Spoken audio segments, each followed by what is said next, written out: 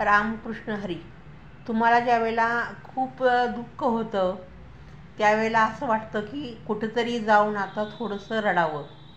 पण ज्यावेळेला तुम्ही ते दुःख मोकळं करण्यासाठी कुठंतरी जाऊन रडता, पण एक लक्षात ठेवा, जगामध्ये 100 लोक जी आहेत यामधल्या 50% लोकांना तुमचं काही देणं घेणं नसतं. ती न्यूट्रल असतात. आणि 49% लोक ही फक्त मजा बघत असतात.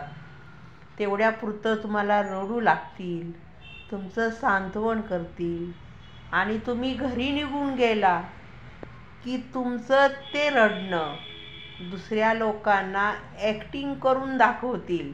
आता कशी जिरली, आता हेच पाहिजे होतं, हेच त्यांना अभिप्रेत असतं. म्हणून आपल्या दुःखाची खिरापत ही वाटत बसू नका.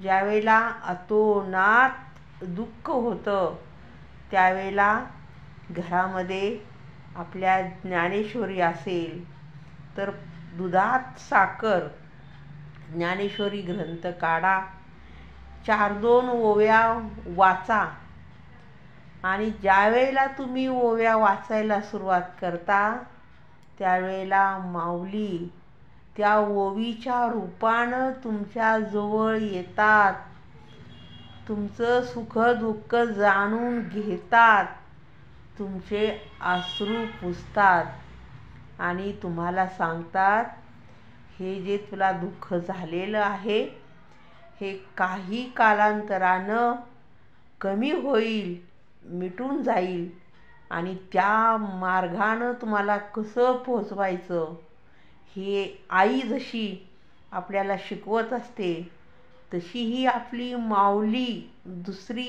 आई आपल्याला प्रत्येक वेळेला वाट दाखवत असते बरं का. आपल्याला कळलं पाहिजे, आपण ते जाणून घेतलं पाहिजे आणि आपण हा प्रयोग करायला काय हरकत नाही. हा काही खूप महागडा प्रयोग नाही. नका इथं तिथं आपली खिरापत वाटत बसू. दुनिया खूप वाईट आहे, खूप वाईट आहे. आपलं अश्रू पुसायला कुणाला वेळ नाही आणि आपलं प्रदर्शनही तुम्ही करू नका. लोक खूप किंमत आपली कमी करतात बरं का, खूप किंमत कमी करतात. म्हणून माऊलींच्या जवळ दुःख मोकळं करा. रामकृष्ण हरी.